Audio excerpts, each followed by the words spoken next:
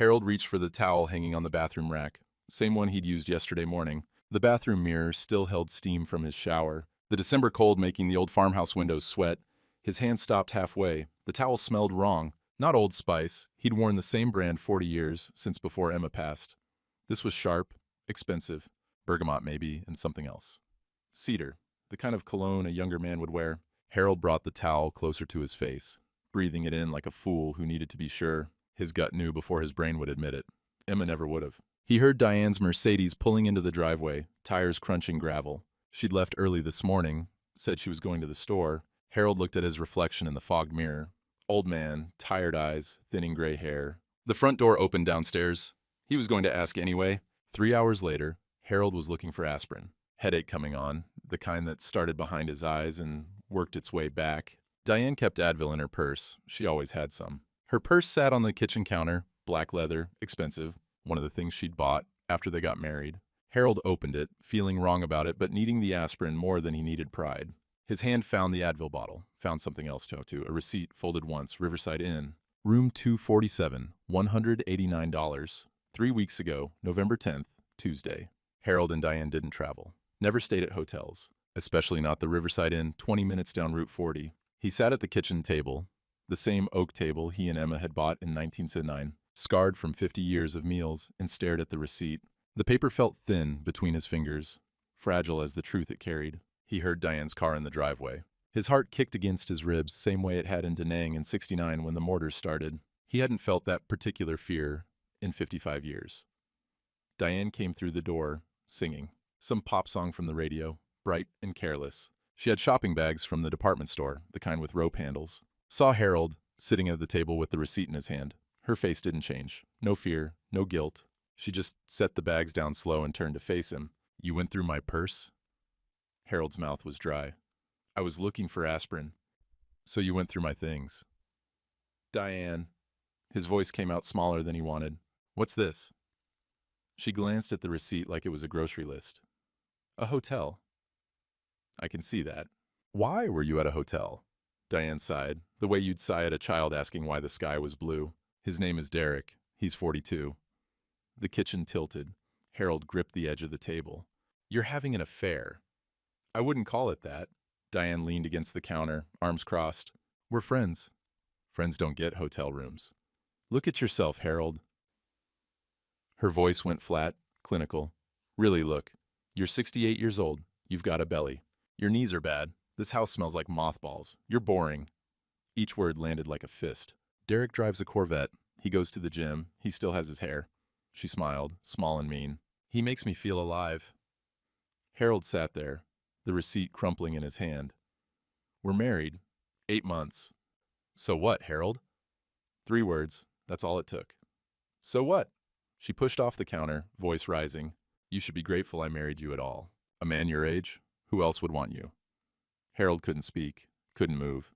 The kitchen he'd built with his own hands in 1979. The kitchen where Emma had cooked Christmas dinners and Sunday roasts and 5,000 ordinary meals felt like it belonged to someone else. "I didn't hear you complaining when I said yes."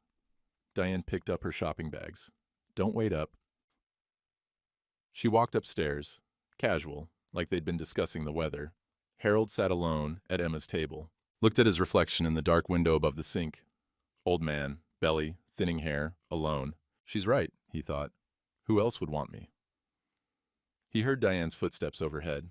Drawers opening and closing. No urgency, no shame. The clock on the wall ticked. Emma had picked that clock in 1985. Rooster painted on the face. She'd thought it was cheerful. Harold's hands started to shake. He set them flat on the table, trying to stop it, but the tremor ran through his fingers anyway. First time they'd shaken like that since Vietnam. He didn't sleep.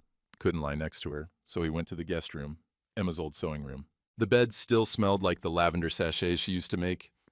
11 o'clock became 2, became 4. Harold stared at the ceiling, watching shadows from the bare oak tree outside shift across the plaster. His father's voice came back, clear as yesterday. "You're unmemorable, boy. Your brother got the looks. You got the work ethic? That's all you'll ever be good for." Harold was 14, hadn't thought about that in decades. He remembered his brother Michael getting all the girls, all the attention. Remembered Emma choosing him anyway, saying, "You're steady, Harold. That matters more than flash." Emma had made him feel like steady was enough, like being reliable, being faithful, being there, that those things had value. Diane just told him steady was worthless, that he should be grateful anyone would touch an old man with bad knees and a belly. At 5:47 a.m., Harold got up, made coffee, Maxwell House in the percolator, same as always. Same time, same routine.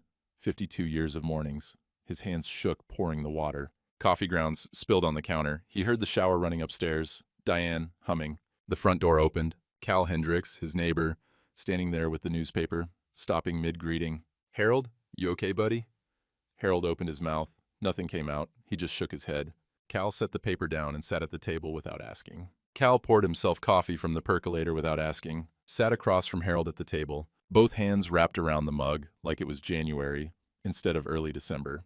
"How long you been up?" Cal asked. "Didn't sleep. Figured." Cal took a sip, grimaced. "You make this coffee, or did you just boil dirt?" Harold almost smiled. Almost. They sat in silence. The clock ticked. Upstairs, the shower shut off. Both men looked at the ceiling, then back at their coffee. "I've been seeing things, Harold." Cal's voice went quiet. "Didn't know if I should say." Harold's stomach dropped. "What things?" "Her car, Diane's Mercedes." Cal turned the mug in his hands. "Leaves at odd hours. 11 at night, 2 in the morning. I'm an old man. Don't sleep good since Dorothy passed. I notice things." "How long?" 3 months, maybe more." 3 months. Harold had been married to Diane for 8. She'd been cheating almost since the beginning. 2 weeks ago, Cal continued, not meeting Harold's eyes. "I saw a man in your driveway. Young guy. Corvette. Expensive clothes, that whole deal." Harold's chest tightened. "Derek. Didn't know his name. But yeah." Cal's jaw worked. "They kissed. Right there in your driveway, middle of the afternoon. I looked away, felt dirty watching it, but I saw it. The kitchen felt too small." Harold couldn't breathe right. "Why didn't you tell me?" "Wanted to." Cal's voice broke slightly. "But what do you say?" "Hey, Harold, your new wife's cheating on you. Dorothy would have told me to speak up. She always said the truth matters more than comfort, but I kept thinking, maybe I was wrong. Maybe it wasn't what it looked like." "It's what it looked like." "I'm sorry." Cal met his eyes finally. "I'm sorry I didn't say something sooner. I'm sorry you had to find out the way you did. And I'm sorry I'm telling you now, when you already know." Harold stared at his coffee, going cold. He hadn't touched it. "Young enough to be her son," Cal said, almost to himself. "That's what I kept thinking. Kid looked young enough to be her son." The phrase hung in the air. Harold's brain caught on it, turned it over, let it go. Didn't mean anything. Just an observation. Footsteps on the stairs. Both men went quiet, guilty like boys caught smoking behind the barn. Diane entered the kitchen, hair wet, bathrobe tied tight. She saw Cal, and her face hardened, just for a second. Then the smile came back, plastic and bright. "Morning, Cal. Early for a visit." Cal stood, setting his mug in the sink, just dropping off the paper. Harold looked like he could use some company. "How thoughtful." Diane moved past him to the coffee pot, her shoulder brushing his. Territorial. "Harold's fine. Aren't you, honey?" Harold didn't answer. Cal looked at him. A question in his eyes. "You okay?" Harold nodded once. Lie. Cal left. The screen door slammed behind him, and Harold heard his old Ford truck start up, idle rough in the cold morning. Diane poured coffee, added cream and sugar, the way she liked it, not the way Emma had drunk it black for 52 years. What did he want? Brought the paper. Awful early for that. She sat across from him, in Emma's chair. "What were you two talking about?" "Nothing." Didn't look like nothing. Harold stood, dumped his cold coffee in the sink. "I'm going to church. It's Thursday. I know what day it is." He left her sitting there, went upstairs to shave and put on clean clothes. His hands were steadier now. Rage did that sometimes, burned through the shaking, left you cold and clear. Sunday morning, Harold sat in the back pew of Ashford Community Church like always. 9 a.m., bells ringing, winter light through the stained glass turning everything blue and gold. Pastor Mike gave a sermon on forgiveness. Harold was certain it was directed at him. The whole congregation probably knew by now. Small towns were like that. Cal had told someone, or Diane had been careless, or people just knew the way people always knew. During fellowship hour, Marge Henderson from the church council patted his hand. "You're in our prayers, Harold." The pity in her voice made his skin crawl. "Thank you," he managed. "If you need anything, I'm fine." He left before coffee hour. First time in 40 years he'd skipped it. Drove past the Riverside Inn on his way home.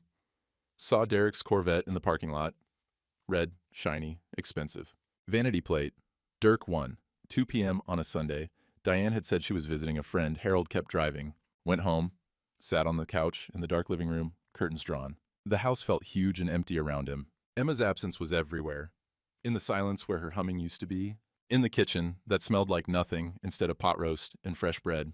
He heard a vehicle in the driveway later, didn't get up, assumed it was Diane.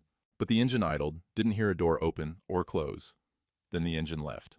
20 minutes later, Harold opened the front door for air, needed to feel something besides the stale weight of the house. A casserole sat on the porch, tuna noodle, still warm, covered in foil.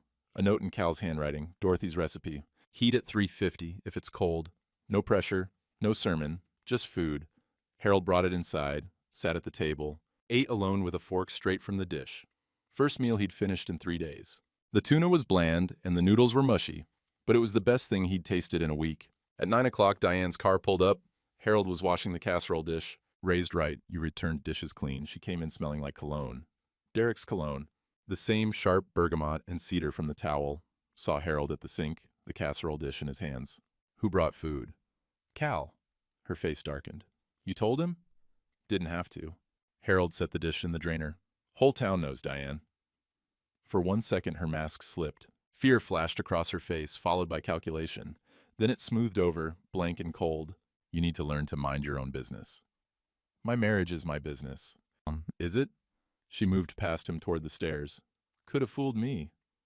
Harold watched her go. Listened to her footsteps overhead, the bedroom door closing. He stood at the sink, hands on the counter, looking out at the dark December fields. Cal's porch light was on across the way. A small yellow square in all that darkness. Something was shifting. Harold could feel it in the air. The same way he'd felt weather changes coming when he was surveying land. Pressure building, storm approaching. He dried his hands on the dish towel. Tomorrow was Monday. Tomorrow he'd figure out what to do. Tonight, he'd survived another day. That would have to be enough. Christmas Eve came cold and clear. Harold woke at 5:47 like always, made coffee, stood at the kitchen window watching the sun come up over frozen fields. The house smelled like cinnamon. He turned. Diane was at the stove, wearing Emma's old apron, the one with the faded strawberries. She had flour on her hands and tears on her face. Harold. Her voice broke. Can we talk? He didn't move. Didn't trust it. Please. She wiped her eyes with the back of her hand, leaving a streak of flour on her cheek. I made apple pie. Your favorite. Emma's recipe. The pie sat cooling on the counter. Golden crust, sugar crystals catching the morning light. Emma used to make that pie every Christmas Eve for 52 years. Harold's throat tightened. I ended it, Diane said. With Derek. I called him last night and told him it's over. He meant nothing, Harold. A moment of weakness. You're the real man. You're the one who's been there. Who's steady. Who knows what commitment means. She crossed the kitchen, stopped a foot away from him. Close enough he could smell her perfume under the cinnamon. Not Derek's cologne. Her own scent, the one she'd worn the day they met at the senior center. I'm so sorry. She reached for his hand. I'm so sorry. I don't deserve you. I know that. But if you'll give me another chance, I swear, I'll be the wife you deserve. The wife Emma would have wanted for you. Harold wanted to believe her so badly it hurt. Christmas tomorrow. Jennifer and the grandkids coming. The house alive again, warm, full of voices. He looked at the pie. The crust was perfect. Too perfect. Store-bought, his brain whispered. Emma made her crusts by hand. You could always see the imperfections, the thumbprints in the crimping. But he pushed the thought away. You mean it? His voice came out rough. It's over? Completely. Diane squeezed his hand. I deleted his number. Blocked him. I don't want that life, Harold. I want this. I want you. She led him to the living room. The Christmas tree was up, blue and white LED lights. Not the colored incandescent bulbs Emma had loved, but still, decorations hung from the branches. The house looked like Christmas. They decorated together. Diane laughed at his stories about the kids when they were young, touched his arm, handed him ornaments like they were building something together. That night, after dinner, she led him upstairs, initiated intimacy for the first time since October. Harold felt seen again, wanted, like maybe God was giving him one more chance at happiness. Afterward, Diane fell asleep in his arms, peaceful, her breathing slow and even. Harold stared at the ceiling. Christmas tree lights blinked through the open bedroom door, casting shadows that moved across the walls. Thank you, Emma, he whispered to the darkness, for giving me one more chance. The clock read 11:47. He should sleep. Tomorrow would be good. Jennifer, the grandkids, a real Christmas. But something wouldn't let him settle. Christmas morning came loud and chaotic. Emma and Michael, the grandkids, tore into presents while Jennifer made coffee and Diane played perfect grandmother. Harold cooked pancakes and bacon at the stove, Emma's Christmas morning tradition. Jennifer watched Diane, eyes narrow and assessing, but she said nothing, for Harold's sake. Dinner was a roast. Potatoes, green beans, Diane's apple pie for dessert. Michael asked for seconds. Emma, named for Harold's Emma, sat on Harold's lap and showed him her new doll. Cal stopped by in the afternoon with gifts for the kids, stayed for coffee, gave Harold a look that asked, "You okay?" Harold nodded. "I think so." At 8 p.m., Jennifer loaded the sleepy kids into the car, pulled Harold aside in the driveway. "Dad, you happy?" He looked back at the house. Lights on, Diane visible through the kitchen window washing dishes. It looked like a home again. "Yeah, Jen, I think I am." Jennifer hugged him tight. "Good, you deserve it." She drove away, taillights disappearing down the long gravel drive. Harold went inside, helped Diane with his dishes, working side by side, in comfortable silence. She hummed while she washed, he dried, like it could always be this way. At midnight, Harold woke to use the bathroom. Diane was asleep beside him, snoring softly. Her phone sat on the nightstand, face up, screen lit with a notification. Harold shouldn't look. Knew he shouldn't. But his hand reached anyway. Text from D. "Had to play nice. Old fool bought it. Feb 15, closing on farm, then we're clear. Keep your dick in your pants till closing. 847K split." Harold's heart stopped. Scrolled up. More messages. "Derek, how much longer? Getting tired of this shit." Diane, "Feb 15, closing on farm, then we're clear. 847K split." Derek, "Old bastard suspect anything?" Diane, "Had to play nice tonight. Old fool bought it. Just like the others." Derek, "What if he checks the deed?" Diane, "Too stupid. Too trusting. Just like the others." Harold read them 3 times, hands shaking so hard he could barely hold the phone. February 15th, closing, the farm, $847,000. He took screenshots, texted them to himself, deleted the evidence from her phone, the screenshot notification, the text to his number, put the phone back exactly where it was, lay back down beside her. She didn't stir. The Christmas tree lights blinked through the doorway. On, off, old fool bought it. Too stupid, too trusting, just like the others. Harold stared at the ceiling until the sun came up. January came in with 6 inches of snow and a mail delivery that changed everything. Harold stood at the mailbox, freezing wind cutting through his coat. 3 envelopes, all from banks he didn't recognize. Credit card statements. He opened the first one standing there in the road. Capital One Visa, balance $18,400. Card holder, Harold E. Watkins. He'd never opened a Capital One card in his life. The charges scrolled down the page. Men's clothing stores, a luxury gym membership, Derek's Fitness, cash advances, $5,000, $3,000, $2,400, hotels, the Riverside Inn over and over. Second envelope, Chase MasterCard, balance $15,200. More charges, jewelry stores, electronics, cash advances, restaurants Harold had never been to. Third envelope, Discover Card, balance $13,600. Car payments, insurance, more hotels, $47,200, 3 months of charges. Harold's pension was $2,100 a month. This would take 2 years to pay off if he stopped eating. He checked the signature on the applications, printed on the back of the statements. Harold E. Watkins. His name, but not his handwriting. The loops were wrong, the slant too steep. Forged. Harold drove to the county courthouse. 20 minutes in the snow, hands gripping the wheel so tight his knuckles went white. The courthouse smelled like old wood and floor wax. Built in 1889, stone and oak, the kind of building that made you feel small. Harold found the county clerk's office on the 2nd floor. The clerk was a woman in her 50s, bored and helpful, in equal measure. "What can I do for you?" "I need to see the deed for my property." Harold gave her the address. "Sure thing, give me a minute." She disappeared into a back room, came back with a thick folder, set it on the counter. Harold opened it, his hands were shaking again. Original deed, 1973, Harold and Emma Watkins. He remembered signing it. Emma beside him, both of them 21 years old and terrified of the mortgage. Underneath, a quitclaim deed, filed November 14th. The farm, all 180 acres, transferred to Diane Watkins, sole owner. Harold's signature at the bottom, except it wasn't his signature. Same forgery as the credit cards, same wrong loops and steep slant. Notary seal looked real, though. Nancy Morrison, county notary. Either she was in on it or Diane had fooled her somehow. "Ma'am?" Harold's voice came out hoarse. "Are there any mortgages on this property?" The clerk typed into her computer. "Let me check." The keyboard clicked. Harold watched her face, trying to read the news before she said it. Original mortgage from 1973, paid off in 1998. She squinted at the screen. And a new mortgage filed December 2nd, $220,000, against an assessed value of $847,000. The room tilted. "Who's the lender?" First National Bank. Loan officer? She clicked again. Derek Kowalski. There it was. Derek. Not just Diane's lover. Her accomplice. Any upcoming transactions? Harold barely got the words out. Sale pending February 15th to Mountain Ridge LLC, Delaware Corporation. Purchase price $620,000. That's my farm. The clerk looked up, sympathy in her eyes. According to these documents, sir, it's hers to sell. Harold sat in his truck in the courthouse parking lot. Couldn't drive, hands shaking too hard. The documents were spread across the passenger seat. Quitclaim deed, mortgage, power of attorney he'd never signed, giving Diane authority to act on his behalf. She'd done all this while he slept. While he ate breakfast and read the paper and worked in the garage and lived his ordinary life, she'd been dismantling everything. February 15th, 6 weeks away. 6 weeks until he lost the farm Emma and he had built. The land where they'd raised 2 kids, planted 50 gardens, buried 3 dogs and 1 cat. The fields Emma had loved, where she'd walked every evening watching for deer. His phone rang. Jennifer. Weekly Sunday call? Except it was Tuesday. Harold stared at the phone. He had to tell her. Had to admit what a fool he'd been. He answered. Dad, you okay? You never call midweek.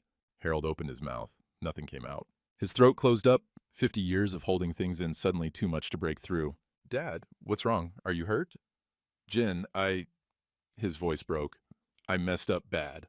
The story poured out. The affair, the credit cards, the courthouse, the documents, February 15th. Everything. Harold crying in the courthouse parking lot, phone pressed to his ear. First time Jennifer had heard him cry since Emma's funeral. Silence on the other end. Then, I'm coming home. Today. I don't want your money, Jen. This isn't about money, Dad. Her voice was steel. This is about Mom's farm, her legacy, what you two built together. The guilt hit him like a fist. His stupidity had cost Jennifer her inheritance. Emma's daughter, and he'd let some woman steal what Emma had left for her. I should have been there, Jennifer said, and now she was crying too. After the wedding, I stayed away because I was hurt, and that was selfish, and I'm sorry. It ain't your fault. I'm bringing help. A private investigator. We're going to fix this. Can we? Harold looked at the documents. Legal, notarized, filed with the county. Fix it? We're damn well going to try. Jennifer's voice steadied. Don't let her know we talked. Act normal. I'll be there Friday with the investigator. How do I act normal when I know all this? You're the toughest man I know, Dad. You raised me. You survived Vietnam. You took care of Mom through cancer. You can do 3 more days. I ain't tough, Jen. I'm just old and stupid. No, her voice went soft. You're trusting. There's a difference. And we're going to use her trust against her. She hung up. Harold sat holding the phone, staring at the documents that said he no longer owned his own life. A Mercedes pulled into the parking lot. Silver, Diane's car. Harold's stomach dropped. She'd followed him. Or tracked his phone. Or just knew somehow, the way predators knew when prey was getting dangerous. She parked 3 spots away, got out, walked toward his truck, wearing sunglasses even though it was overcast, expensive coat, heels that clicked on the pavement, tapped on his window. Harold rolled it down. What are you doing here? Diane asked. Pleasant voice, but her jaw was tight.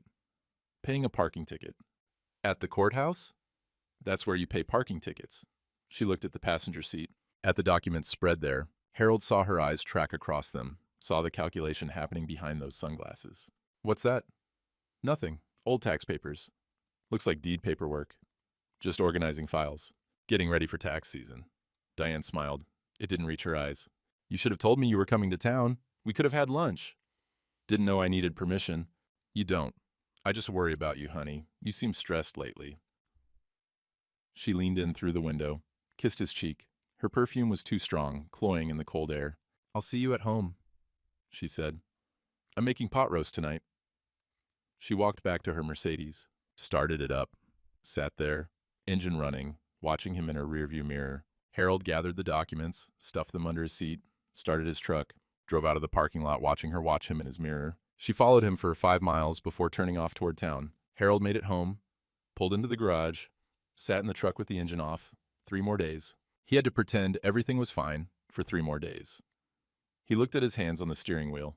Rough, scarred, age-spotted, shaking. These hands had held Emma through 52 years, had held his babies when they were born, had built half this house, planted 1,000 gardens, fixed broken things, worked hard jobs. These hands had never hit anyone except in war. But right now, Harold understood why men did violence.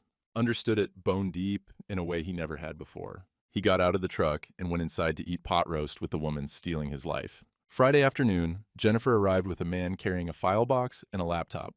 Marcus Webb, the private investigator, 55, ex-cop, the kind of face that had seen things and remembered them. Diane was shopping. Jennifer had called ahead, timed it perfectly. They spread everything on the kitchen table, Emma's table, now covered in evidence of Harold's destruction. Marcus opened his laptop first. Mr. Watkins, your wife is Diane Marie Kowalski, age 52, born in Muncie, Indiana. He turned the screen. A driver's license photo from Indiana. Same face, different name. Diane Morrison on Harold's marriage certificate. Diane Kowalski in the system. She uses variations. Diane Matthews. Diane Miller. Depends on the mark. Mark. That's what Harold was. Not a husband, a mark. I've tracked 4 cases in the last 6 years. Marcus pulled files from his box, set them in a row. Arthur Brennan, Indianapolis, widower, 72, met her at a senior center in 2018, married within 5 months, lost $430,000 before his family intervened. He died last year, broken. Marcus opened the next file. Leonard Voss, Madison, Wisconsin, widower, 68, met her at church. She cleaned him out while he had pneumonia. He died before the case went to court. Heart attack. Another file. Thomas Garrett, Akron, Ohio, widower, 70. His daughter got suspicious, hired me. We caught it early. Diane disappeared before closing, left Derek to clean up. They moved to the next state. And Marcus looked up at Harold. You're number 4 that we know of. Could be more. Harold stared at the faces in the files. Old men, lonely, looking for someone to fill the empty space their wives left behind. Men just like him. Arthur Brennan's family recorded a testimony before he died. Marcus clicked his laptop. You should watch it. The video played. Arthur Brennan, maybe 75 in the recording, sitting in a lawyer's office. Thin, exhausted, defeated. I thought she loved me, Arthur said to the camera. My wife Margaret died, and I was so alone. Diane made me feel seen again, made me feel like I mattered. Harold's chest tightened. I didn't know about the credit cards until the bills came. Didn't know about the mortgage until the bank called. By then she was gone. Took everything Margaret and I built in 47 years. Arthur looked directly at the camera. If you're watching this, if she got you too, don't be ashamed. These people are professionals. They know exactly what they're doing. The video ended. Harold sat still as stone. Jennifer's hand found his across the table. There's one more thing, Marcus said carefully. About Derek. He pulled up DMV records, birth certificate, turned the screen. Derek Michael Kowalski, born 1982. Mother, Diane Marie Kowalski. Father, unknown. He's her son. The room went silent. Harold's brain scrambled, trying to reorder everything he thought he knew. The affair, the hotel rooms, the Corvette, the Cologne, the kisses Cal had seen. They're not lovers, Marcus said. They're business partners, mother and son. They've been running this con for at least 12 years, probably longer. Started after Diane's 3rd divorce left her bankrupt. He pulled up photos, surveillance shots of Diane and Derek at a bank, counting money, laughing, high-fiving. The body language was all wrong for romance. Right there in the pictures. Obvious now that Harold knew what to look for. Derek works at First National. Processes mortgage applications. Forges documents. Creates shell companies to buy properties. Mountain Ridge, LLC, the company buying your farm. That's registered to Derek's P.O. box. Marcus pulled up an audio file. Clicked play. Derek's voice. Tinny through the laptop speakers. How much we getting off this one, Ma? Ma. He called her Ma. Diane's voice. 847 assessed. We'll clear about 620 after the mortgage payoff. Split it 60-40 like always. Old bastard didn't suspect nothing. Please, he's the easiest one yet. Practically begged me to marry him. They laughed, both of them laughing. Harold felt something cold settle in his chest. Not the hot rage from before. Something colder, clearer. The affair was cover, Marcus said. Made you think it was about sex, ego, a younger man. When really it's just theft. Cold, calculated, professional theft. She's done it 4 times that we know of. Made over $1 million. And she's good at it. Jennifer's hand tightened on Harold's. We can stop them, Dad, but we have to move fast. Marcus pulled out a legal pad. Here's the strategy. We file a police report Monday morning, identity theft, forgery, elder fraud, emergency restraining order against both of them, injunction to stop the February 15th sale, freeze all accounts, void the power of attorney, and quitclaim deed, build a criminal case for the DA. Tom Cassidy's handling the legal, Jennifer added. Cal told Pastor Mike. And the church is raising a legal fund. Harold's head snapped up. Wait, church knows? Cal had to tell someone. They want to help. Everyone's gonna know. Harold's voice went hollow. Diner, VFW, everyone. Yes, Marcus said bluntly. Court records are public. Local paper will probably cover it. You're going to be exposed. I can't. People knowing I was this stupid. Dad, Jennifer's voice cut through. They already know. The question is, do you fight back or let her win? Harold looked at the files spread across Emma's table. Arthur Brennan's defeated face, Leonard Voss's obituary, Thomas Garrett's daughter's statement about finding her father contemplating suicide, men who'd lost everything because they were lonely and trusting and human. He looked at the photo of Emma on the wall, their wedding day, 1972. Both of them impossibly young, impossibly hopeful. What would Emma want? He asked, not sure if he was talking to Jennifer or to the photo. Mom would kick your ass for even asking. Jennifer's voice was fierce. She'd fight. Harold nodded slowly. Then we fight. File everything. I don't care who knows. Yeah, you're sure? Marcus leaned forward. Once we start, it's public, it's ugly, and Diane will know you're onto her. Harold thought about Old Fool Bought It, and about Just Like the Others, about Emma's farm, their farm, being sold to a shell company in Delaware. Let her know. His voice was steady for the first time in weeks. I'm done being quiet. A car crunched gravel in the driveway, Diane's Mercedes. Jennifer and Marcus looked at Harold. He looked at the evidence spread across the table. Hide it, he said. Act normal. They scrambled. Documents back in the box, laptop closed. Marcus carried everything to the guest room. Jennifer started washing coffee cups. The front door opened. Harold, I'm home! Diane's voice, bright and cheerful, playing wife. Harold stood at the kitchen sink, hands gripping the counter edge. Jennifer touched his shoulder, whispered, 3 days. You can do 3 days. Diane appeared in the doorway, shopping bags in hand, saw Jennifer, and something flickered across her face. Surprise, calculation, then the smile. Jennifer, what a nice surprise, staying for dinner? Can't, Jennifer said smoothly. Just stop by on my way through. Have to get back to the kids. She hugged Harold, whispered in his ear, Monday morning, courthouse, we end this. She left. Harold heard her car start, drive away. Diane set her bags down, moved close to Harold, slid her arms around his waist from behind, her cheek against his back. I'm glad she visited, Diane said. It's good for you to see family. Harold looked out the kitchen window. At the fields Emma had loved, at the barn they'd built in 1985, at the garden plot where Emma had grown tomatoes for 50 years. Yeah, he said. It's good. Diane squeezed him, kissed his shoulder, went upstairs to put away her purchases. Harold stood at the sink, alone, counting down. 3 more days, then war. Tuesday morning, 7 a.m., the doorbell rang. Harold was already awake, hadn't slept more than an hour. Yesterday, they'd filed everything. Police report, restraining order, injunction. The lawyer said the judge would rule by end of week. He opened the door. Betty from the diner stood on the porch, holding the Ashford County Weekly. Harold. Her voice was soft, sad. I'm sorry. Thought you should see it before everyone else does. She handed him the newspaper and left without another word. The headline took up half the front page. Local woman tied to multi-state elder fraud ring. Harold's knees went weak. He sat on the porch step right there in the cold and read. Diane Kowalski, 52, was arrested Monday on charges of identity theft, forgery, and elder fraud. Kowalski, who has used several aliases, including Diane Morrison and Diane Matthews, is connected to similar cases in Indiana, Wisconsin, and Ohio. Local resident Harold Watkins, 68, is identified as the most recent victim. According to court documents, Kowalski allegedly forged Watkins' signature on multiple financial instruments, including credit cards and a mortgage against his property. Her son, Derek Kowalski, 42, a loan officer at First National Bank, was also arrested on charges of conspiracy and mortgage fraud. They'd used his old church directory photo. 1995, Harold at 58, hair still dark, face not yet lined, looking at the camera like a man who still believed the world was basically fair. The shame hit him like a physical thing, crushed his chest, stopped his breathing. 8,400 people in Ashford County. Every single one of them would read this. Would know Harold Watkins got fooled by a con artist. Got taken for a fool at 68 years old. His phone started ringing. Cal, Pastor Mike, Marcus Williams from the VFW, church ladies.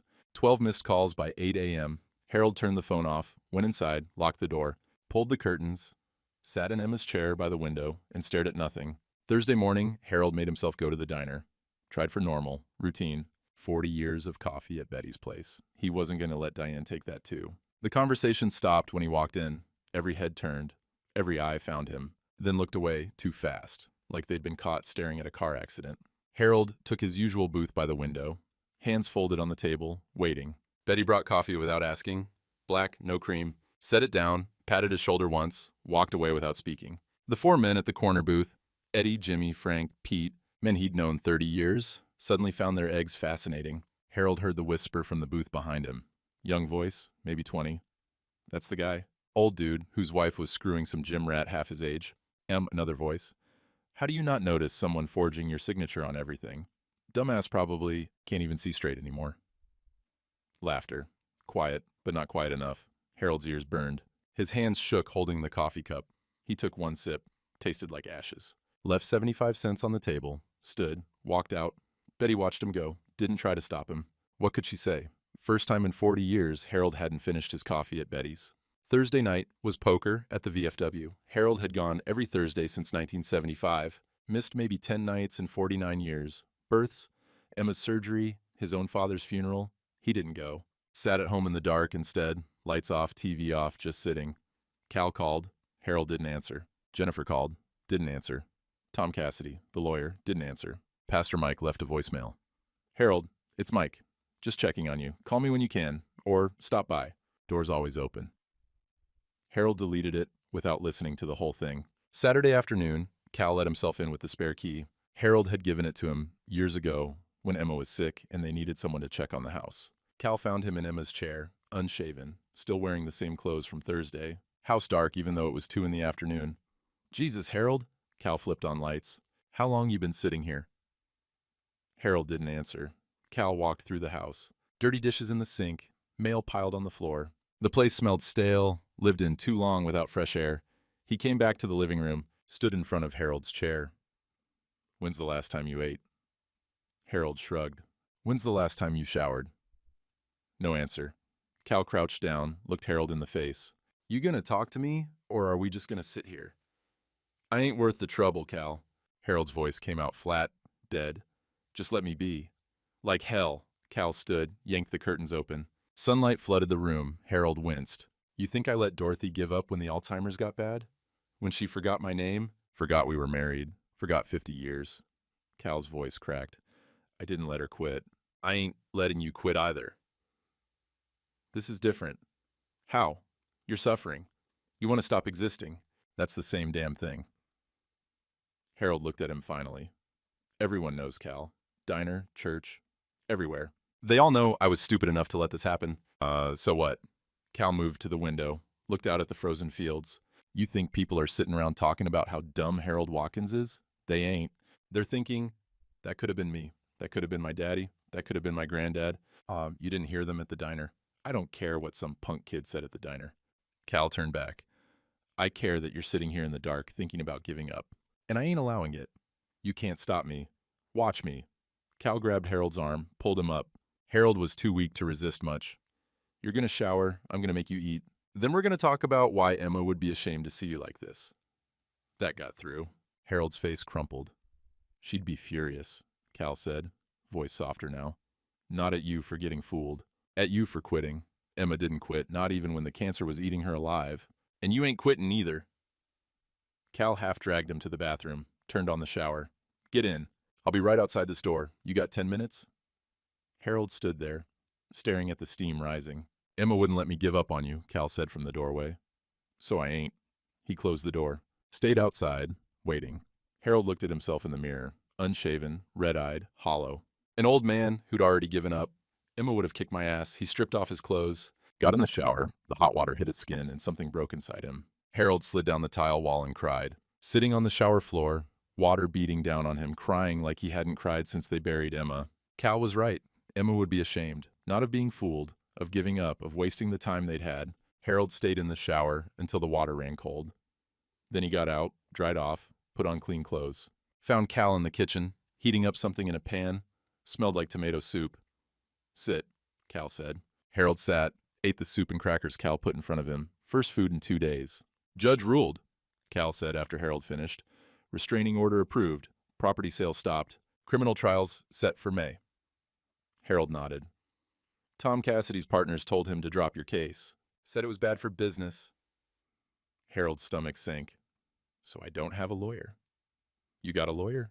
Tom told his partners to go to hell. He's working pro bono until this settles. Said some things matter more than partnership money. Something loosened in Harold's chest. Not hope exactly, but something close.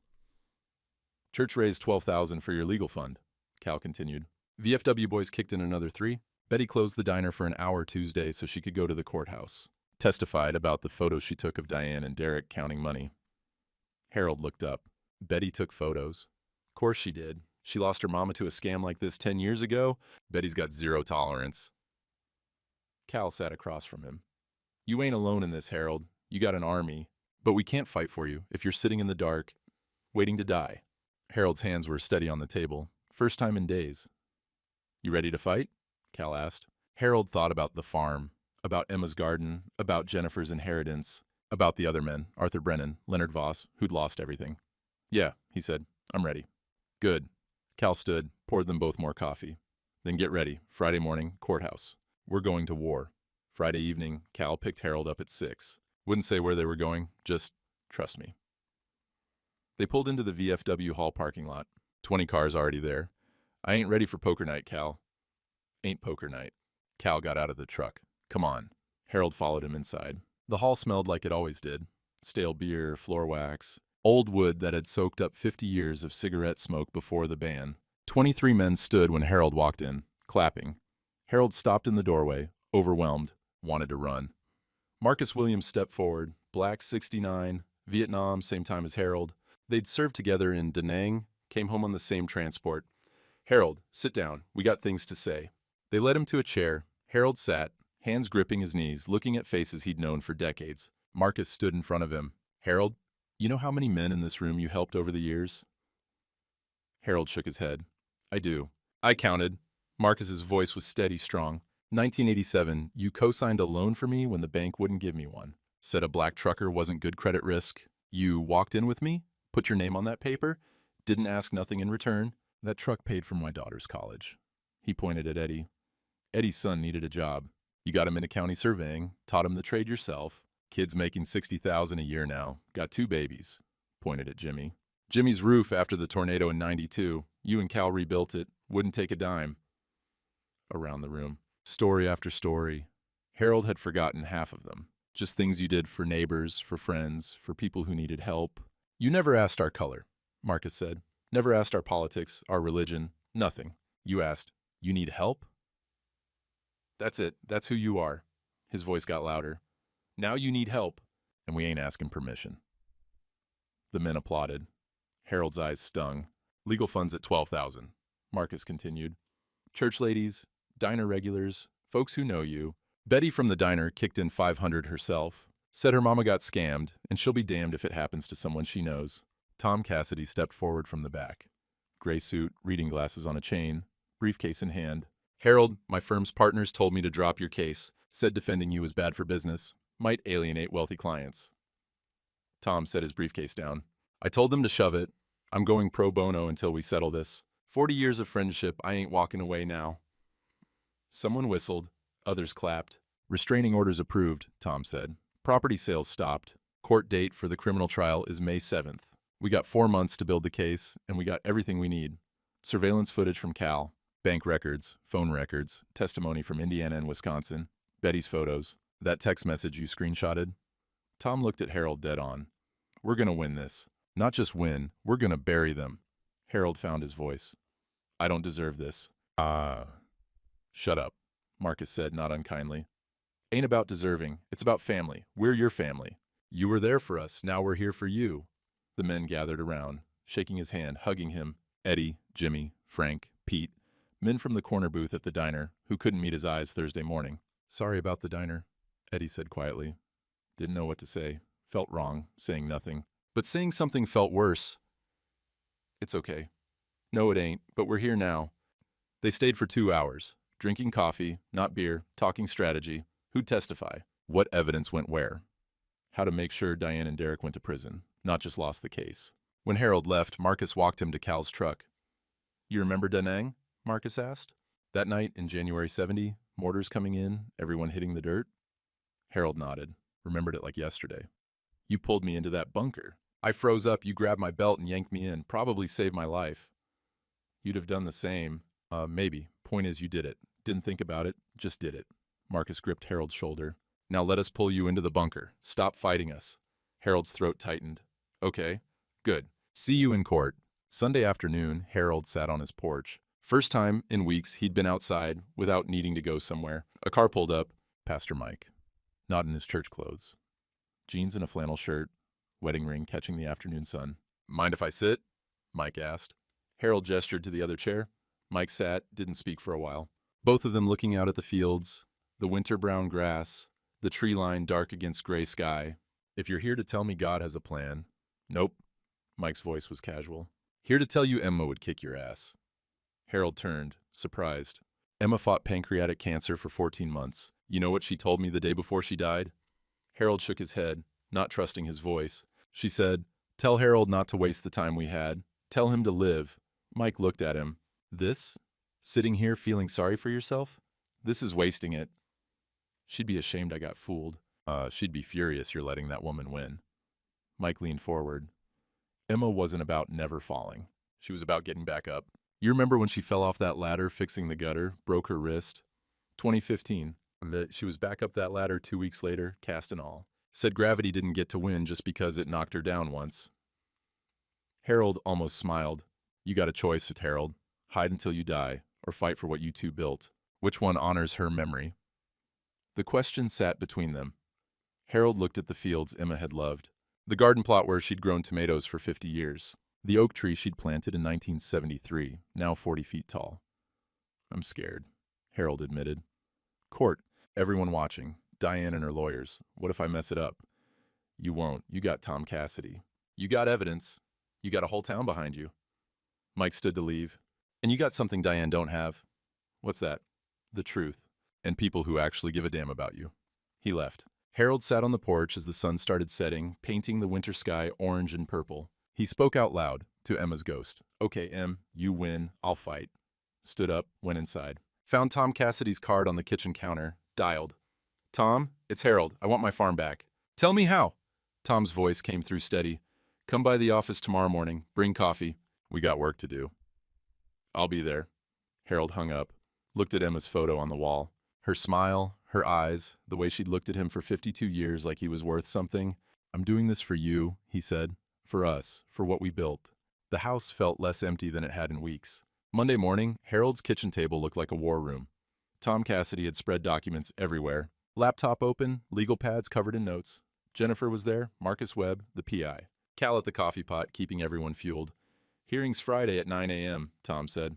Judge Carolyn Martinez, she's good. Has zero tolerance for elder abuse. Seen her shut down 3 cases like this. He walked Harold through the evidence. Cal's surveillance footage.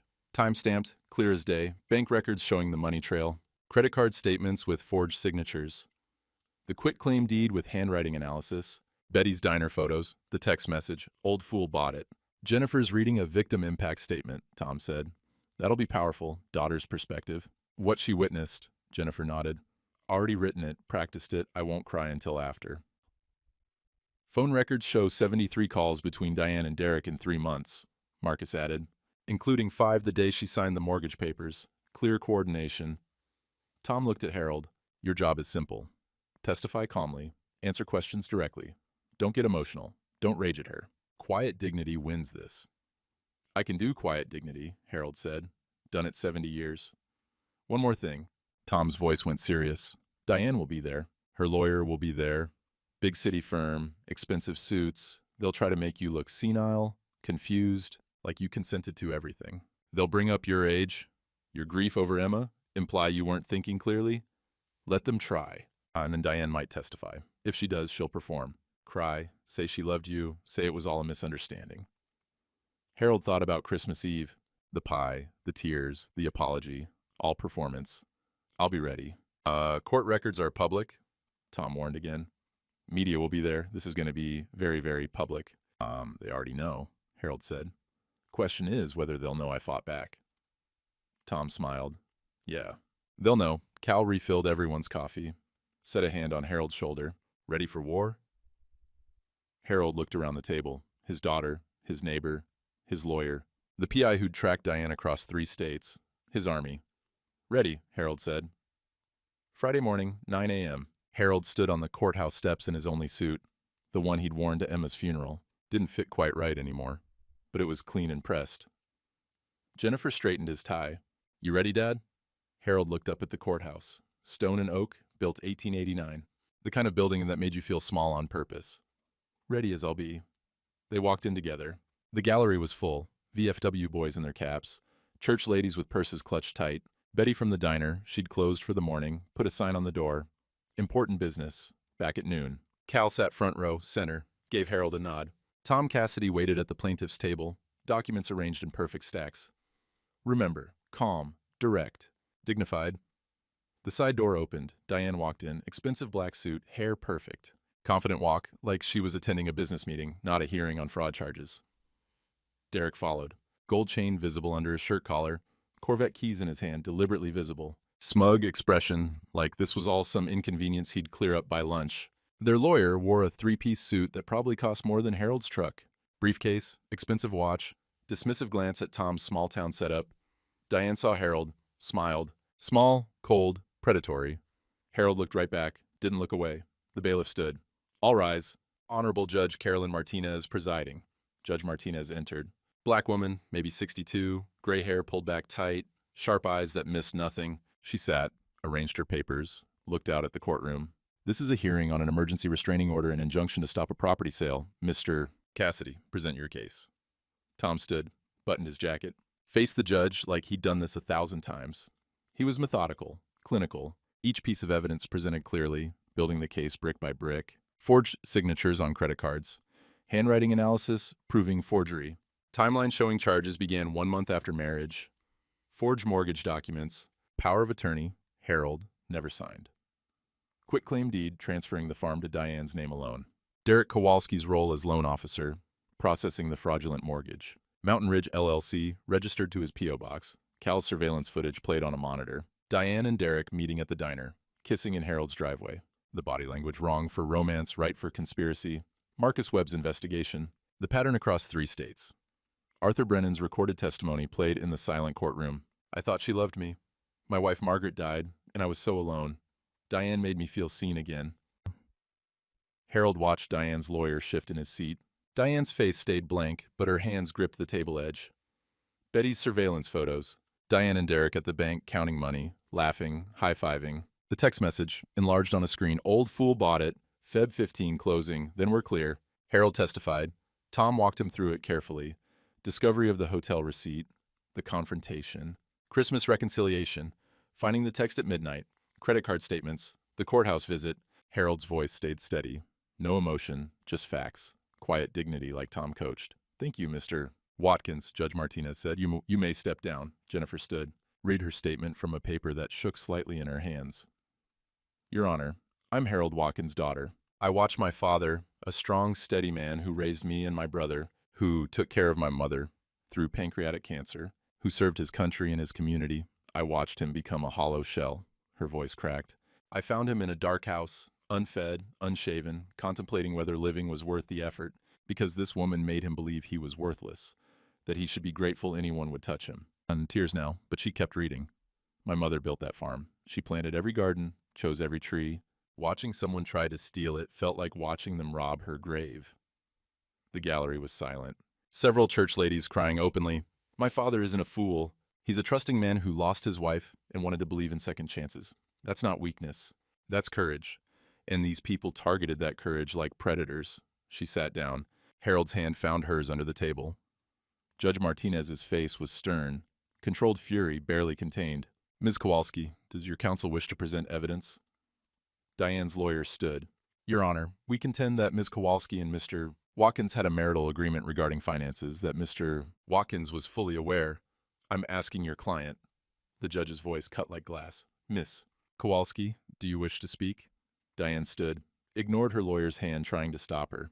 "This is ridiculous." Her voice was ice.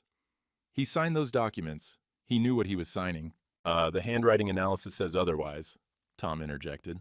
"He's a pathetic old fool who should be grateful." Diane's mask cracked, voice rising. Grateful anyone touched him? Look at him. Old, fat, boring, useless. The gallery gasped. Judge Martinez leaned forward. Derek is twice the man he'll ever be. Diane's control was gone now, rage pouring out. He's too stupid to know when he's being played. Old fool bought it. Damn right he did. Just like the others. Her lawyer was trying to pull her back down. She shoved him away. Derek jumped up. She's right. Old bastard had it coming. He lunged toward Harold's table. Protective instinct toward his mother, masculine rage that someone had challenged them. Bailiffs intercepted him, slammed him against the wall, restrained him. Derek screaming, "We earned that money. You don't deserve it." Bailiffs, remove Mr. Kowalski from my courtroom. Judge Martinez's gavel cracked like thunder. They dragged Derek out, still yelling. Diane realized what she'd done. Tried to recover. Your Honor, I apologize. I didn't mean. Save it. Judge Martinez's voice could have frozen water. I've heard enough. She looked at the documents in front of her, at Harold, at Diane. I'm voiding all documents signed in Mr. Watkins' name without his legitimate consent. That includes the quitclaim deed, the mortgage, the power of attorney, and all credit card applications. The property at 1847 County Road 12 is restored to Harold Eugene Watkins as sole owner. Diane's face went white. Restraining order granted. 500 feet minimum distance. No contact of any kind. The property sale scheduled for February 15th is canceled and void. The judge looked at Diane with open contempt. I'm referring this case to the district attorney for criminal prosecution. Charges of identity theft, forgery, elder abuse, and conspiracy. Bailiffs, Ms. Kowalski is to be escorted from this courthouse. Diane was led out in handcuffs, mascara running, still yelling, "You'll die alone. Pathetic. No one will want you." Harold watched her go. His expression didn't change. The gallery erupted. Applause. Church ladies crying. VFW boys on their feet. Tom shook Harold's hand. We won. Jennifer hugged him tight. Mom would be so proud. Outside the courthouse, reporters waited. Microphones, cameras, notebooks. Watkins, how do you feel? Harold paused, chose his words carefully.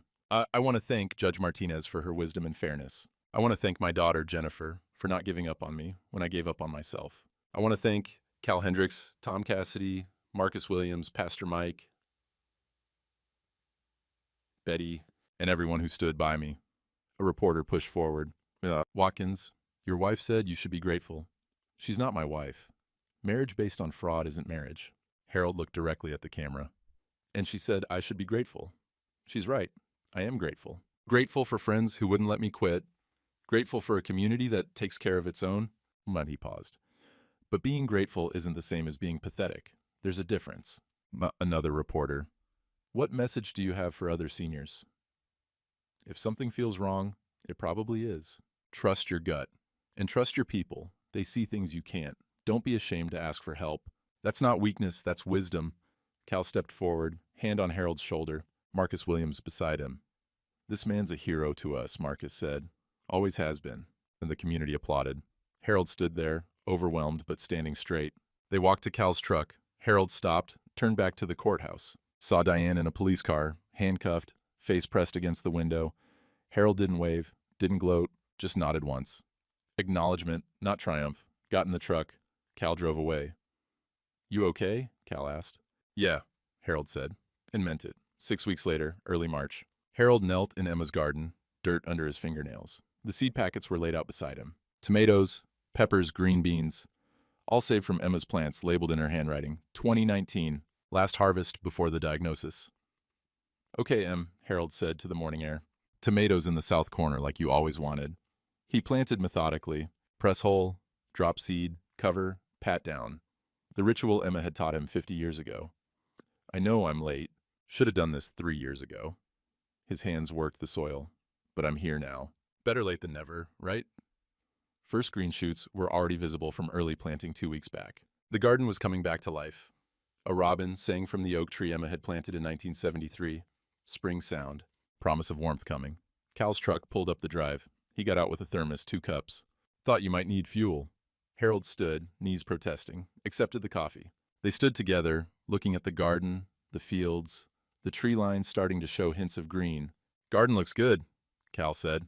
Emma would be proud. Think so? No so. They drank coffee in comfortable silence. 2 old men watching spring come to frozen ground. You hear about the sentencing? Cal asked. Jennifer told me. Diane got 5 years. Derek got 7. Feel good? Harold thought about it. Feel finished. That part's over. What's next? Harold looked at the garden. This. Living. Sunday dinner had become a ritual. Jennifer and the kids, every week without fail. Today, Cal and Tom were coming too. The kitchen was chaos. Jennifer at the stove making Emma's pot roast recipe, the grandkids underfoot, asking questions, sneaking tastes. Harold set the table. The same oak table from 50 years of dinners. 7 places now. Emma, the granddaughter, tugged his sleeve. "Grandpa, how come you smile more now?" Harold crouched down to her level. "Because you're here, sweetheart. You were sad before." "I was, for a while. But not anymore? Not like I was." He tweaked her nose. "You help with that." The doorbell. Cal and Tom together. Cal had picked Tom up. Tom brought wine. Cal brought dessert. Betty's apple pie from the diner. Real one this time. Handmade crust. Imperfect and perfect. They gathered around the table. Passing dishes. Talking over each other. Normal family noise. Harold sat at the head. Emma's chair empty across from him, but acknowledged. Her presence in the recipes, the rituals, the love that built this house. Tom raised his glass. To Harold. And to Emma, who built this place. Everyone toasted, drank. "To all of you," Harold said. "Couldn't have done it without you." "Hell, we know that," Cal said. Laughter. The kids confused why the adults were laughing, but laughing anyway. After dinner, dishes in the sink, kids watching a movie in the living room, the adults moved to the porch. Coffee, evening light, March warmth finally breaking winter's grip. "Started volunteering at the senior center," Harold said. "Teaching financial safety class. Tom helped me put it together." "How's it going?" Jennifer asked. "Good. Helped a man 2 weeks ago. Robert Hitchens, 71. Met a woman, Linda. She wanted him to refinance his house. Consolidate assets. Same pattern Diane used." Harold sipped his coffee. Told him my story. He almost cried. Said I might have saved his life. "You did," Tom said. "Felt good. First time since Emma died, I felt useful." "You've always been useful, you stubborn bastard," Cal said. Harold laughed. Real laugh. Deep and genuine. They sat as the sun set, painting the sky orange and purple. Spring peepers starting their evening chorus from the pond. Cal stood to leave. "See you tomorrow?" "Yeah. I'll have the coffee on." Cal's truck pulled away, taillights disappearing down the gravel drive. Harold stayed on the porch. Alone, but not lonely. Looked at the fields Emma had loved, the garden growing, the oak tree she'd planted, now budding with new leaves. Spoke aloud to her ghost. "Emma, I hope you're not too mad at me. I know I was stupid. But I'm trying to do right now." The robins sang from the oak tree, spring continuing its work, indifferent to human drama. "I ain't the same man I was last December," Harold said. "But I'm still here. That's gotta count for something." He went inside to help Jennifer with dishes. Tomorrow he'd work the garden. Tuesday, the senior center. Thursday, poker at the VFW. Life, continuing. Scarred, but standing. 3 months after the courthouse, Harold sat on his porch at sunset. Cal had just left. Jennifer and the kids gone home an hour ago. The house was quiet behind him, but not empty. Just resting. He held his coffee mug, chipped white ceramic with faded red letters. "World's okayest husband." Emma had given it to him in 1985 as a joke. He'd used it almost every day since. The coffee was going cold, but Harold didn't mind. He was watching the deer emerge at the field edge. 6 of them, moving careful and graceful through the twilight. Emma had loved watching them. "Emma," he said to the spring air, "I hope you're not too mad at me. I know I fell for exactly what you would have seen through in 5 minutes." The robin sang from the oak tree. Same bird, Harold liked to think, that had been singing all spring. "But I'm trying to do right now. Garden's growing, Jen and the kids come every Sunday. Cal won't leave me alone. You'd like that." He thought about Robert Hitchens at the senior center, about the conversation that stopped a con before it started, about Arthur Brennan's recorded testimony, and how Harold's story might save the next Arthur. "Met a man at the center, stopped him from making my mistakes. That felt good, Em. Like maybe it all meant something." The deer grazed, unconcerned with human problems. Spring doing its work, regardless of Harold's drama. Dignity wasn't about never falling. Harold knew that now. It was about standing back up when people were watching. It was about letting people help you when pride said you should handle it alone. It was about trust being courage, not foolishness. "I ain't the same man I was last December," Harold said, "but I'm still here. That's got to count for something." He finished his coffee, stood from the chair, knees protesting but obeying, went inside to rinse the cup, glanced at Emma's photo on the wall. Wedding day, 1972, both impossibly young, touched the frame. "Good night, Em. See you tomorrow." turned off the kitchen light. The house settled into evening quiet. Through the window, the garden was visible in twilight. First tomato plants, establishing promising fruit come summer. The porch light stayed on. Cal was coming by in the morning, wanted to see the garden's progress. Harold climbed the stairs to bed. Emma's side still empty but no longer painful, just empty. A fact, not a wound. His last thought before sleep, tomorrow, garden, living, community, purpose. That was enough. Outside, the farmhouse stood solid against the darkening sky. Smoke from the chimney, though March nights were warming, lights off except the porch. The house that almost got stolen still stood, still sheltered, still mattered. Spring continued its work. The robin sang, the deer grazed, life went on, and Harold Watkins, 68 years old, widowed, conned, broken, saved, Harold Watkins was still here, still standing, still worthy. The farm would see another harvest.